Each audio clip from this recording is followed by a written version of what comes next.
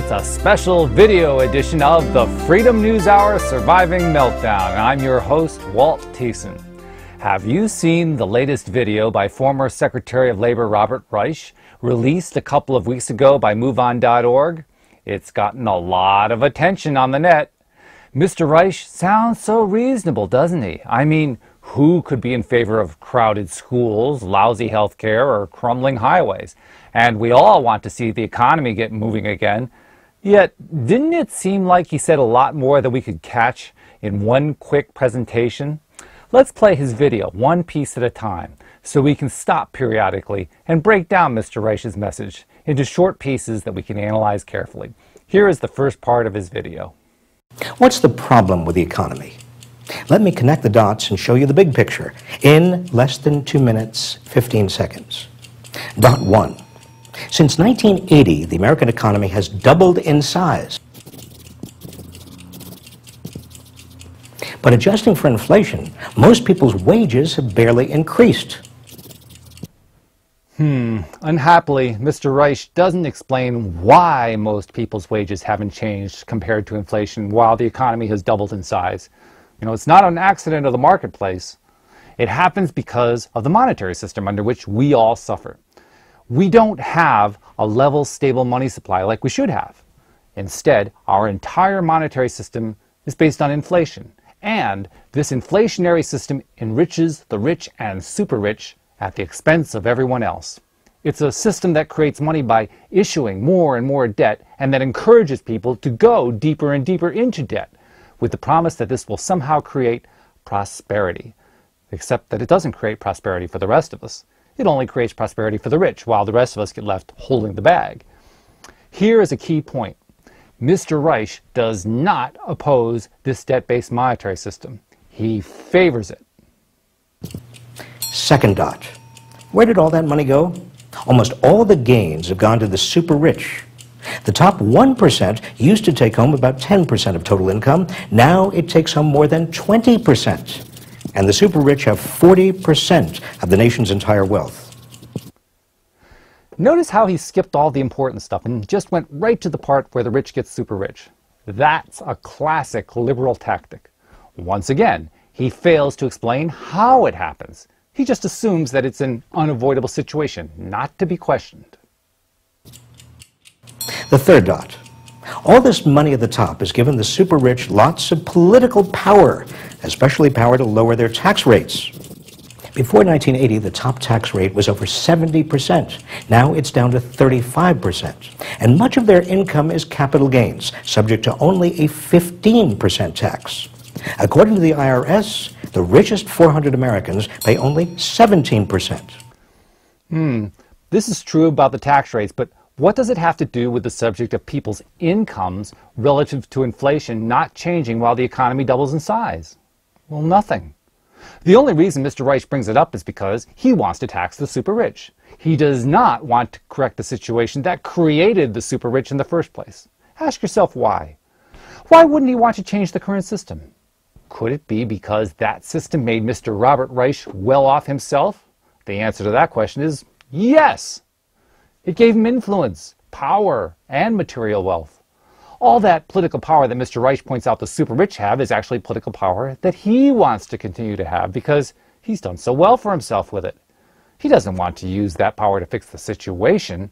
Instead, he wants to continue the situation. Fourth dot. This means huge budget deficits. Tax revenues are down to less than 15% of the total economy, the lowest in 60 years. So public services are being cut at all levels of government. Our kids are being crowded into classrooms with more and more other children. Roads, bridges, levees, healthcare, safety nets, they're all being sacrificed. Okay, so this is where we get the laundry list of all the things that aren't getting done because of budget deficits and reduced tax revenues. It sounds horribly unjust, doesn't it? But here's the part Mr. Reich doesn't tell you. He doesn't explain that all these horrible things are happening despite the fact that the government is spending money for these things in record amounts. For instance, federal spending on roads, bridges, and levees is up nearly 500% since 1980. Federal spending on education is also up roughly 500% since 1980. And healthcare spending, that's up by almost 1,500% since 1980. 1,500%! And yet the economy as a whole, by comparison, has increased by 200%. And incomes relative to inflation haven't changed much at all. So here's a question for you.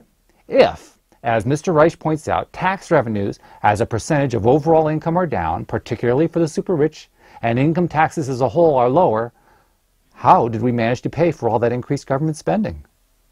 And the answer, of course, is that the government paid for all that spending by going deeper and deeper into debt. But here's the part everyone overlooks, both left and right. Even the Tea Partiers overlook this part. That debt didn't just pile up on us in exchange for massive government spending. It also is what made the rich into the super rich in the first place. It was fueled and driven by a continuous expansion of the money supply, which doubled the economy for the benefit of the rich and powerful, including the politicians, both liberal and conservative, who could keep claiming that they were continuing to provide all those wonderful government programs to us like Social Security, Medicare, Medicaid, education, infrastructure building, plus all our foreign entanglements, including Iran, Kuwait, Iraq, Afghanistan, Israel, and the rest of the Middle East, the war on terror, NATO, and all the rest. The fifth dot. Instead of joining together for better wages and jobs, many people are so scared that they're competing with other working people for the scraps that are left behind. So we get union versus non-union, public employee versus private, native-born versus immigrants. All right, now it should be clearer to you. All this struggle of union versus non-union, public employees versus private employees, etc., etc. It's all happening because of a continuous expansion of the money supply. Final dot. The vast middle class, unable to borrow as it could before, no longer has the purchasing power needed to get the economy growing again, which means continued high unemployment and an anemic recovery. High unemployment and anemic recovery. Well, you got that part right. But did you notice what his solution to all this is? It isn't to stop the process of creating money out of thin air and continuously increasing the money supply, which thereby makes all the rest of us richer or poorer and poorer while the rich get richer. No. Mr. Reich's solution is that the middle class should go deeper into debt. I mean, does that solution make any sense at all? No, not to you and me, but it does make sense to Mr. Reich. Why? Well, it makes sense to him because that's how you keep the whole crazy system going. Remember, Mr. Reich isn't opposed to the destructive, ever-increasing monetary system. He favors it. So you see the big picture? The only way we can have a strong economy is with a strong middle class. Now you should be able to understand just how ironic Mr. Robert Reich's conclusion really is. His idea of a strong middle class is one that goes even deeper in debt than it already has. Why would he argue for such a crazy idea? Because it's necessary if you're going to keep increasing the money supply. You see, the only way to keep increasing the money supply is to keep going deeper and deeper into debt for both government and for people individually. Our entire money supply is debt-based, which means that it is created by issuing more and more debt. The Fed and the U.S. Treasury don't dare let the Fed create the money and then just spend it. They know if they did that, the bond market would punish them far more brutally than it already has. But if you increase the money supply for the purpose of creating more lending power, and you create the illusion of prosperity, as shown by the doubling of the economy since the 1980s, well, then it's easier to sell. But it's only an illusion, as we've all come to realize, because we don't get rich from it. Only the rich get richer, they become the super rich, while the rest of us get poorer.